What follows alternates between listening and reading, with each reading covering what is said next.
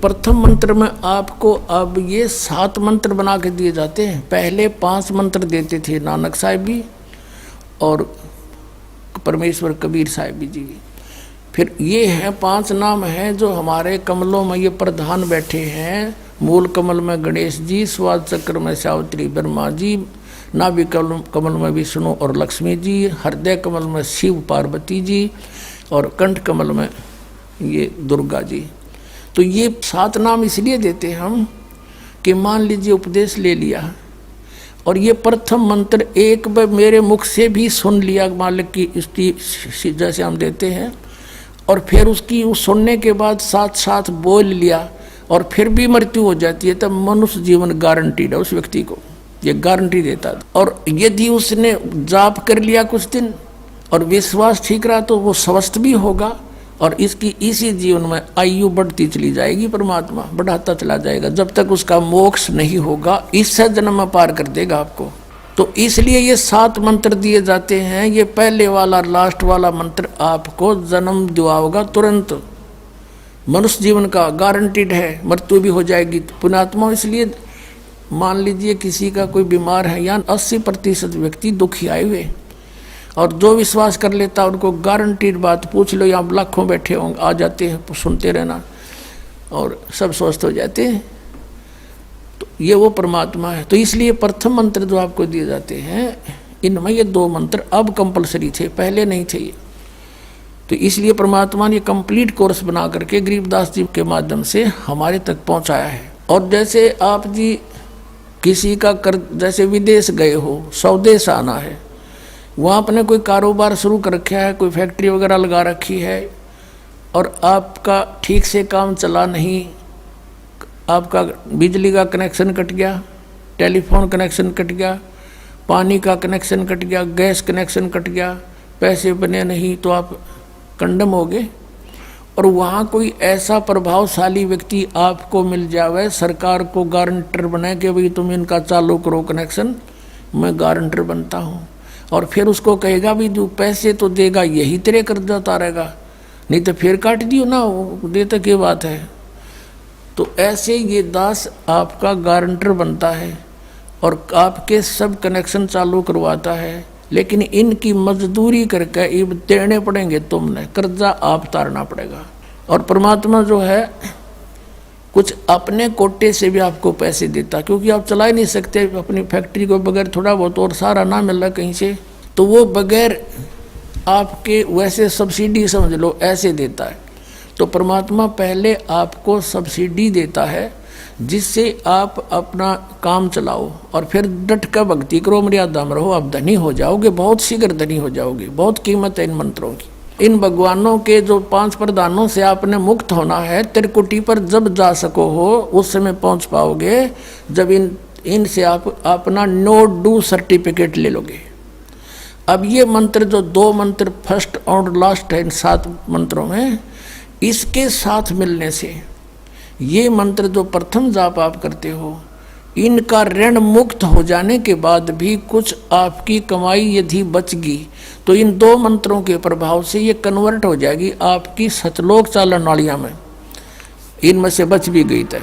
और फिर जब आप यहाँ से प्रस्थान करोगे तो आपका अकाउंट, अब ये कहते हैं राधा स्वामी धन धन सतगुरु वाले, ये जय गुरुदेव वाले कहते हैं, हमारे गुरुजी तो कहते हैं हम तो सीधे त्रिकुटी से चलते हैं। यहाँ बताते हैं त्रिकुटी यहाँ नहीं है, त्रिकुटी इसके पीछे बैक में है, यहाँ पर जो नीचे से सारा ये तंत्र साथ मिला हुआ आता है, यहाँ है पीछे। ये कहते हैं हमने ना तो वेदों की आवश्यकता, ना किताबों किसी और, ना हम गीता को मानते, ये भी तो किसी ने लिखी है, और हम तो सीधे त्रिकुटी से प्रारंभ करते हैं अपना रास्ता, त्रिकुटी से उसका किसी ने नहीं पता। ये सारे ऋषि महर्षि त्रिकुटी माथा मारा करते और उन्हें खक नहीं पाया आज तक। त्रिकुटी से तो बहुत आगे जाना हमने, और त्रिकुटी पर जाना कोई बालकों का खेल है, कोई बरवाले का बस स्टैंड है, चाहे पैदल पहुंच जाओ चाहे रिक्शा में बैठ कर पहुंच जाओ। त्रिकुटी इज द इंटरनेशनल एयरपोर्ट, त्रिकुटी अंतर्राष्ट्रीय हवाई अड्डा जानो। और वहाँ वही व्यक्ति जाता सैर सपट्टे, तो कोई धक्के खाए जाओड़ा क्या फ़ायदा होगा, उसने देख भी और आ जाओ उल्टा, क्या फ़ायदा उसका। वहाँ पर केवल वही व्यक्ति जाता है जो पहले टारगेट बना चुका होता है, और उस जिस देश में जाना है उसका पासपोर्ट और यहाँ की सरकार से नो डू सर्टिफिकेट, और तब वो उस इंटरनेशनल एयरपोर्ट पर जाकर कुछ लाभ उठा सकता है। तो वहाँ से फिर आगे कैसे जाएंगे, उस त्रिकुटी पर पहुँचने के लिए तो सारा झंझट है, उस पर जाएं पता फिर आप पे काम बन गया। तो त्रिकुटी पर जाने से पहले हमने इन भगवानों से नो ड्यू सर्टिफिकेट लेने पड़ेंगे। और आपकी ये ऐसी भक्ति है, इसे ऑटोमेटिक, ये देवता है, ये कोई किसी के साथ भेदभाव नहीं करते, आपकी कमाई एग्जैक्ट लिखी पाएगी कंप्यूटर की तरह, और जो आपका ड्यू शेष होगा आपको थमा दिया जाएगा। हृदय कमल में जीव रहता है, और इसके यहाँ से फिर ये सबसे पहले इसका रास्ता है त्रिकुटी बजाने का, सबसे पहले मूल कमल में जाना पड़ेगा। मूल कमल से फिर सीधा रास्ता बनता है त्रिकुटी तक जाने का। उससे पहले गणेश जी के लोक में से गुजरना पड़ेगा, उसका एक जैसे बैरियर होते हैं प्रत्येक बॉर्डर पे, यहाँ ऐसे बैरियर हैं। वहाँ जब आप जाओगे आपके सामने आपके मस्तिष्क पर जैसे लॉकेट होता है ऐसा लगा पाएगा, और तुरंत आपको कहा जाएगा चलो आप जाओ, आपकी ये पूंजी, और वो आपके उस मस्तिष्क में ऐसे लॉकेट पे वो नो ड्यू सर्टिफिकेट छपता चला जाएगा। फिर आगे चलोगे आप, आगे आप पहुँचोगे जब विष्णु जी के लोक में, वहाँ भी आपको ऑटोमेटिक मिलेगा, कोई बाधा नहीं मिलेगी, क्योंकि वहाँ तो चोरों को पकड़ा जाता है, सा को थोड़ा, वो देवता भी तो हैं, वो किसी के साथ जरा सी भी गड़बड़ नहीं करते। फिर ऐसे शिव के लोक में से शिव इस कमल में हृदय कमल से फिर त्रिकुटी कंठ कमल में आएंगे, फिर हम त्रिकुटी पर पहुंचेंगे। अब त्रिकुटी पर जाने के बाद इस सतनाम के जो प्रथम मंत्र का अकाउंट वहाँ देंगे, लेकिन वहाँ पर यह काल बकवाद करवा देता है। यहाँ का जो जितने देव हैं ये अपने सतर पर कोई गलती नहीं करते, ये करवाता है।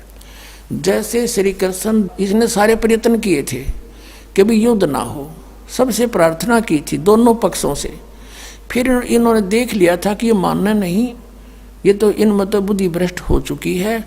और उसमें क्या था कि सब रिश्तेदार राजा आधे आधे बांटने थे उन्होंने। ये राजा को भाई जो कौरवों के पक्ष में आना चाहता है वो अपनी स्वीकृति दे दो, पांडवों के पक्ष में आना चाहता है वो अपनी स्वीकृति दे दो, ऐसे कति तैयारी होगी। तब श्री कृष्ण जी ने सोचा भाई अब ये तो मेरा भी नंबर आओगा, मैं भी राजा हूँ, और मैं पांडवों का रिश्तेदार, क्योंकि श्री कृष्ण की बहन अर्जुन का ब्याह रखी, रिश्तेदारी पक्की, और उधर से वो चाचे ताऊ थे, कोई अलग नहीं।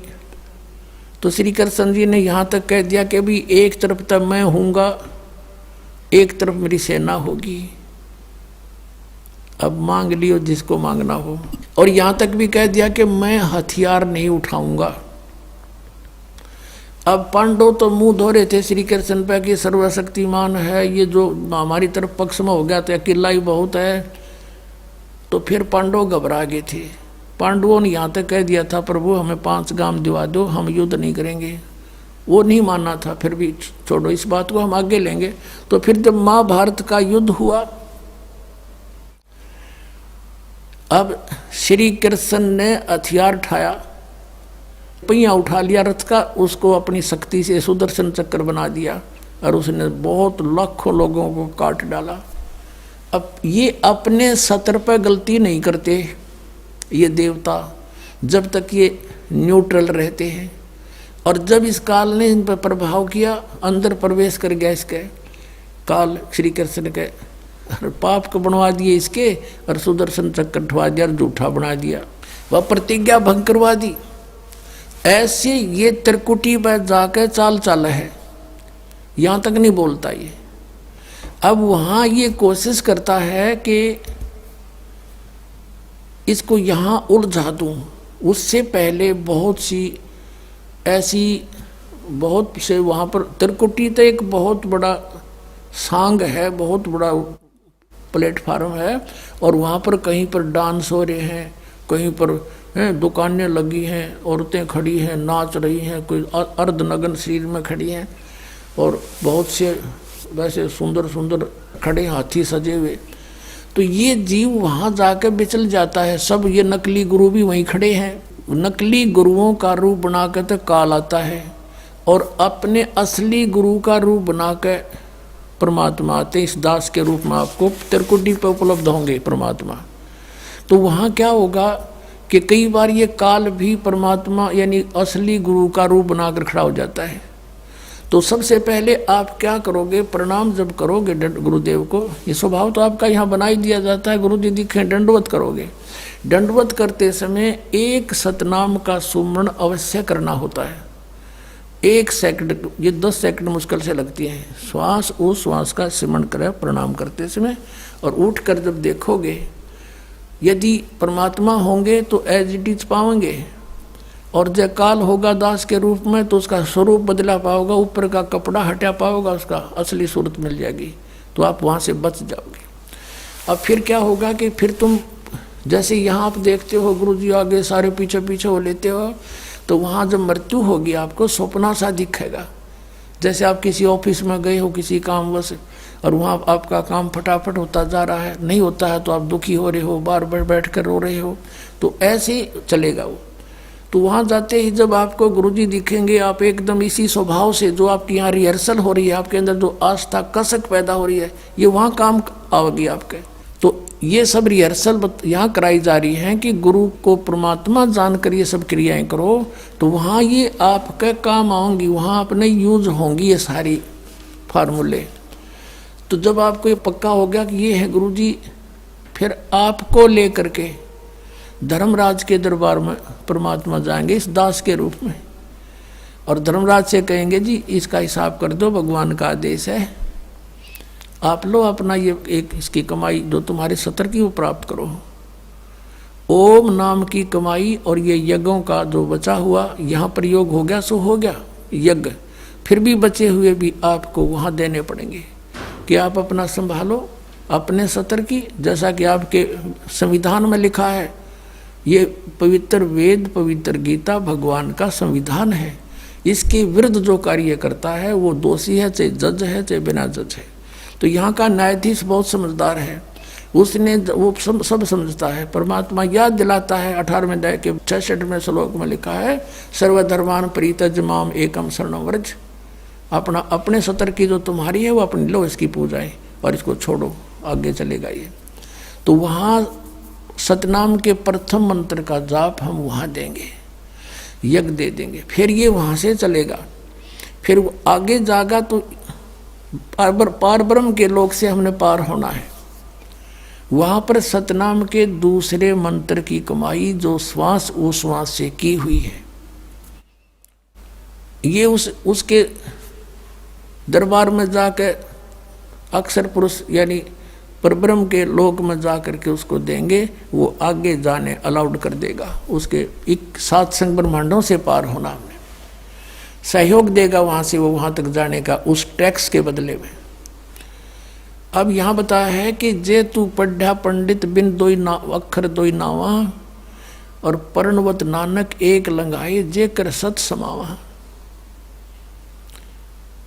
अब ये 2 अक्षर का नाम जो सतनाम है, ये हमें भंवर गुफा तक पहुंचा देगा। भंवर गुफा है, जैसे अभी तक हमने 10 द्वार सुने थे, तो यहाँ परमात्मा ने गरीबदास साहिब जी के माध्यम से कहा है कि 12 मद मैल मठ बोरे बहुर ना दे धरे रे। वो तो 12वें द्वार को पार करके है वो मठ, वो स्थान, वो ठोड़ ठिकाना, फिर जहाँ जाने के बाद बहुर ना दे धरे रे, फिर दोबारा जन्म कभी नहीं होता।